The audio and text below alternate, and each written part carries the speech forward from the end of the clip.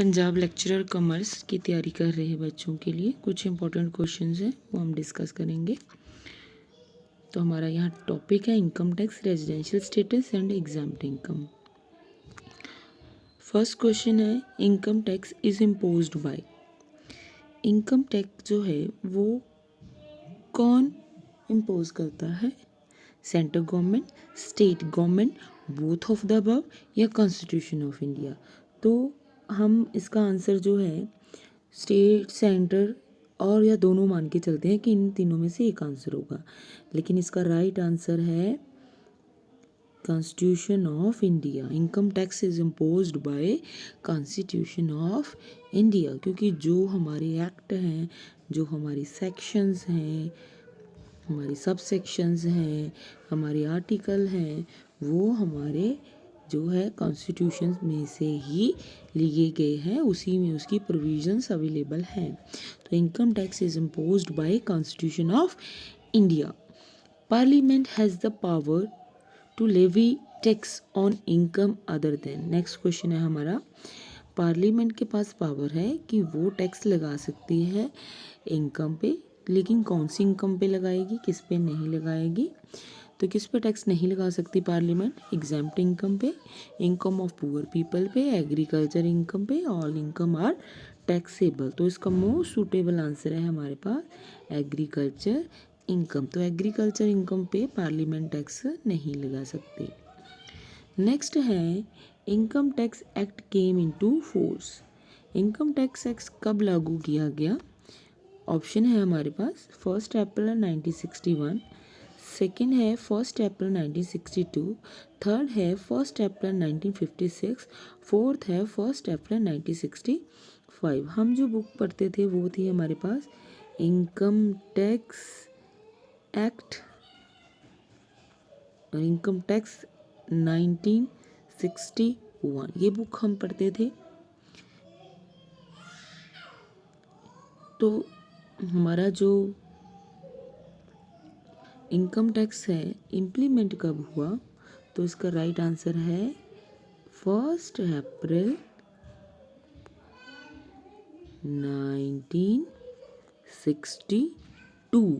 1962 में income tax act जो है वो फोर्स में आया था, वो 1 अप्रैल 1962 को लागू हुआ था।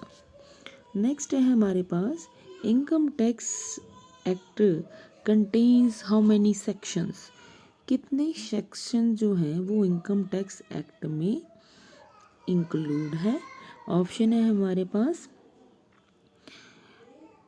14, 297, 15 या 298।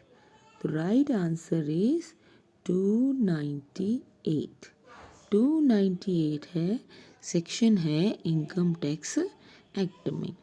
नेक्स्ट क्वेश्चन है association of person consist of. तो दो है इसमें, एक है बॉडी ऑफ इंडिविजुअल, दूसरा है एसोसिएशन ऑफ पर्सन। तो एसोसिएशन ऑफ पर्सन्स में क्या होता है उसमें? ऑप्शन है individuals only, company, any person other than, या फोर्थ है any kind of person. Third any person other then means ये ऑप्शन को ले रहा है any person other than individual only. तो एसोसिएशन ऑफ पर्सन है, तो इसमें क्या आएगा? ऑप्शन है any kind of person. Any kind of person included in association of persons.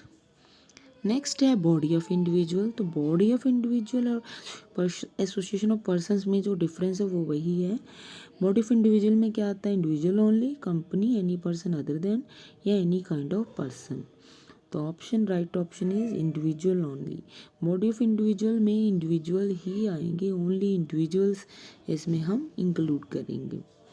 Next है a municipal corporation legally entitled to manage and control municipal fund is taxable under status of. जो हमारी municipal corporation है, municipal जो हमारी corporation है, उसका जितना भी फंड होता है वो म्यूनिसिपल कॉरपोरेशन उसे मैनेज कर सकती है, कंट्रोल कर सकती है म्यूनिसिपल फंड को, तो वो फंड टैक्सेबल होगा।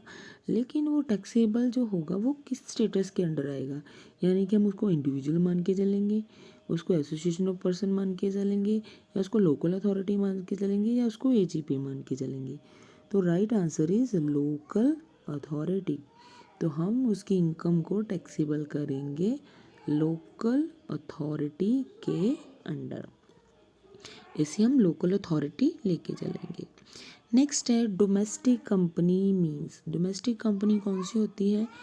Indian company only, both Indian and foreign company, both Indian and foreign company having a connection with India, or both Indian and foreign company which has made the prescribed arrangement for the declaration and payment of dividend in India out of the income chargeable to tax in India. So right answer is for both Indian and foreign company which has made the prescribed arrangement for the declaration and payment of dividend in India out of the income chargeable to tax in India. Next, what is not included in taxable income? तो taxable income में include क्या नहीं होगा? Income from smuggling activity, casual income, capital receipt, except gain on transfer of capital asset और income receive in advance. तो सभी activity include होंगी, लेकिन इसमें क्या इंक्लूड नहीं होगा, क्या टैक्सेबल नहीं होगा, what is not included in taxable income? तो इसमें कैपिटल रिसिप्ट नहीं आएगी। Capital receipt except gain on transfer of capital asset. तो राइट आंसर है इसमें कैपिटल रिसिप्ट इंक्लूड नहीं होगी। कैपिटल रिसिप्ट वो रिसिप्ट होती है जो हम किसी एसेट को सेल करके जो हमारे पास हमारा रिसिप्ट होती है उसे हम क्या कहते हैं? कैपिटल रिसिप्ट बोलते हैं।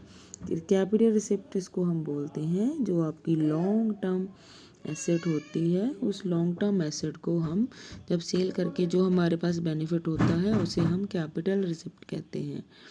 Residential status of company is determined under.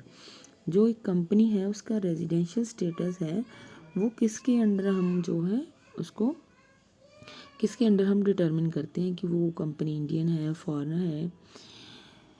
तो ऑप्शन है हमारे पास under section 6 subsection 4, under 6 subsection 1, under section 6 subsection 6, under section 6 subsection 3। तो राइट आंसर है अंडर सेक्शन 6 और सबसेक्शन 6। नेक्स्ट है इनकम टैक्स अप्लाइड टू। जो हमारा इनकम टैक्स 1961 है वो कहाँ कहाँ अप्लाई होता है? ऑप्शन है हमारे पास whole India excluding Jammu and Kashmir, Maharashtra, and fourth option is all of the above. The right answer is whole India excluding Jammu and Kashmir.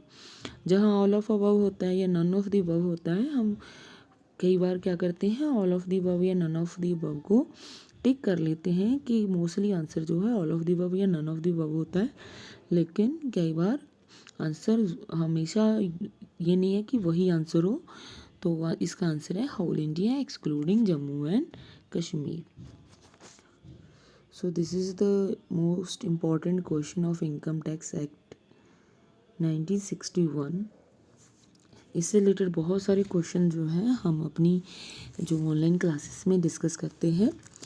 तो आप भी अगर पेड ग्रुप्स को ज्वाइन करना चाहते हैं तो आप कांटेक्ट कर सकते हैं।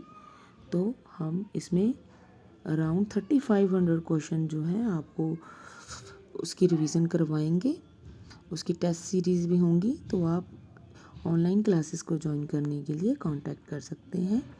आप मुझे मैसेज कर सकते हैं, आप कमेंट कर सकते हैं। तो आपको जो एक्सपर्ट्स हैं, जो आपके एक्सपीरियंस स्टाफ है, वो आपको इस एग्ज़ाम की प्रिपरेशन करवाएगा। तो आई होप कि आपको ये वीडियो पसंद आया होगा। तो और वीडियो देखने के लिए आप इस चैनल को सब्सक्राइब करें, लाइक करें, ठीक है, कमेंट करें, ताकि मैं इस चैनल को और ज़्यादा आपके लिए बेनिफिशियल बना सकूं, उसमें इम्प्रूवमेंट ला सकूं और बहुत जो यूज़फुल वीडियो है वो आपके लिए बना सकूं। तो आप मुझे कमेंट भी कर सकते हैं और इस चैनल को सब्सक्राइब करें, शेयर करें। इसमें बहुत सारे commerce related competitive exam related topic जो हैं हम डिस्कस करेंगे। सो इस वीडियो को देखने के लिए आपका बहुत बहुत धन्यवाद। Thank you so much.